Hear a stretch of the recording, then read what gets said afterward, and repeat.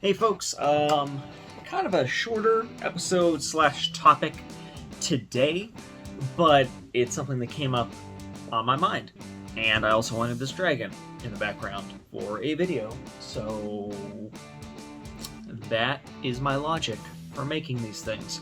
So, this topic is kind of creators going into sicko mode, which I say is a compliment, and how much that can be done versus compromise. So when I say sicko mode, I mean, like, just the creators doing whatever they want.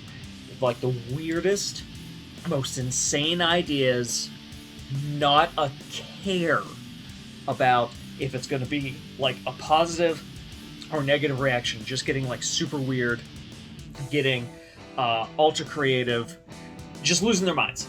Now, personally, I love that. I love it when directors, when writers, when actors, when artists, when painters, when musicians, when video game designers, I love when they go full sicko mode. You may have heard of the Xenoblade series. So, back in the late 90s, there was a game called Xenogears, made by Tetsuya Takahashi and his great team, including his wife and like a bunch of people. But for simplicity, Tetsuya Takahashi. Great game, loved it. End credits was, hey, guess what? It's episode 5 of 6. What? Book came out that explained like the whole saga. People were losing their minds. Studio didn't greenlight the next game, so he moved to another company where he made Xenosaga. And it was supposed to be episodes 1 and 2, and it really felt like prequels to Xenogears, and people were losing their mind, but then the studio kind of stretched it out to 3 episodes. He didn't get to the ending that he wanted to. He was just able to end it for those characters, so he left that company and eventually moved over to Nintendo with Monolith Soft and made Xenoblade 1, which at the time was standalone. And then he made Xenoblade X, which had a bunch of Easter eggs to Xenoblade 1, and everyone just assumed they were Easter eggs, but like stuff was shaped like the Zohar from Xenogears and Xenosaga, but it was clearly just a reference. No big deal. And then Xenoblade 2 came out, and the literal sicko mode, full power, because the ending of Xenoblade 2 literally has the Zohar from Xenogears and Xenosaga show up, and the game establishes a multiverse where this obelisk goes from place to place, and everything can be connected, and like the world, not only are the Xenoblade 1 and 2 worlds connected, but it might be connected to X directly, it might be connected to Saga, like Cosmos from Xenosaga and Xenoblade. That might not be a cameo, the way it's kind of insinuated during her side quest. That may be the actual original Cosmos that fell to an Earth at the end of Xenosaga 3. For all we know, Xenogears characters might show up. I don't know. Who knows? I am ready for Tetsuya Takahashi's wild ride wherever it goes.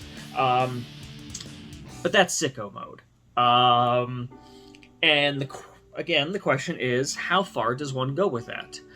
And I will use Carousel 2 as my personal anecdotal example. It wasn't, maybe not that level of sicko mode that I love so much, but it was in the sense that, like, we took the original film, which was a slasher movie, a complete slasher revenge movie, and that's it, and then turned it into a family father-son story. That's sicko mode. We didn't make another slasher. We didn't, like, change the plot to be more revenge because of what people liked about the first one. We didn't have the exact same characters again. Like, we just said, nope, it's about a father and son now. Don't care what you think. And I love that we did that. I appreciate the people that love that we did that. However, here is what one has to do as a creator, and that's the balance of it. So yes, the story of Carousel 2, of being the father and the son, is the whole sicko mode aspect. But what we were finding ourselves doing while writing the script is, we were like, okay, people did like the kills in the first movie. This movie's going to have kills, but we need more. We can't just have the 3 villain characters and that's it. We definitely need more. So, like, we came up with a concept to add in a few more enemies for Duke to kill at the end of the film. The recruits, if you've seen the movie, just to get the body count up, to get more blood in the movie, to get more effects in the film. And then we did that at first, and then when we did the first read-through, we're like, especially, when we were reading through with my good friend Bill Murphy, he was kind of like, it's kind of they're missing something here in the start here, and I'm worried you might be losing the audience. I'm like, no, okay, yeah, you're right. So we actually added that Karen kill into the script. That wasn't originally there. Just to put it right in, like, Act 1, Act 2, just to kind of keep people understanding that this is still Duke, he's still killing people, there's still blood, and there's still fun in the movie. And we also added the kill in the opening. I think the original first draft of Carousel 2, we started on Ilsa killing her victim, and that was actually the first kill in the movie. It wasn't a Duke kill. But again, we were kind of like, we need to give people what they want, and Duke killing someone in the first minute of the movie, that was basically like compromise to the fans. Not a negative compromise. Like, I don't want people to hear the word compromise and think that always has a negative connotation, because it doesn't. In this sense, it was a way better, it was a great decision, it helped to the opening of the film, it helped set up the franticness, it was a great idea, but it was put in there specifically because I knew so much of this movie was just sicko mode, and I had to give something to the fans that may not be as on board with sicko mode, at least at first, as I obviously am. So that's kind of what you have to do. Whenever you want to get crazy, and I think you should get crazy, getting crazy is what gives us, like, wacky creativity and ideas. Get crazy. But you still do have to kind of take that give and take of, okay, I'm going to go this big, but what am I going to place around this, before this, next to this, to kind of let people still, feel safe, for the lack of a better term, feel like everything's still familiar, that even if they don't like your go big sicko ideas, they may still like everything else, and everything else will still work. I know a lot of people that played the Xenoblade games, they don't know what Xenosaga or Xenogears is, so seeing the Zohar kind of meant nothing. But they still enjoyed the whole rest of the story, the originality parts, the stuff that does stand alone, combat, that sort of thing. Just the general idea that even when that didn't pay off necessarily, it was still a net positive experience for a lot of people. And it just paid off massively for me.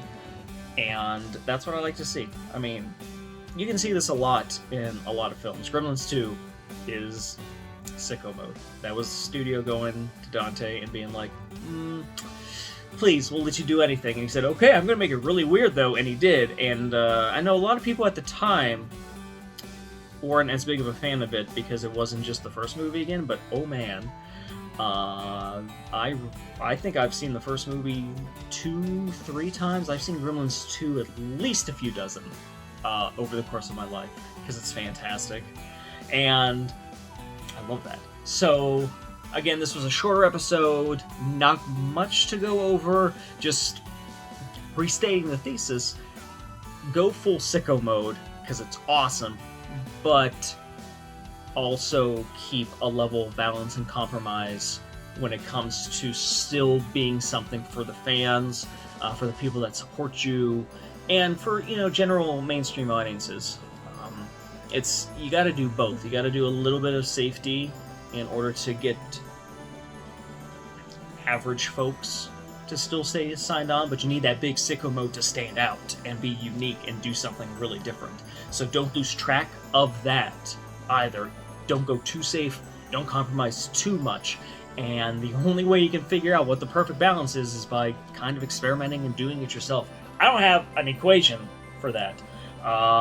Again, with Carousel 2, I thought my equation was balanced. Other people disagree, and that's fine.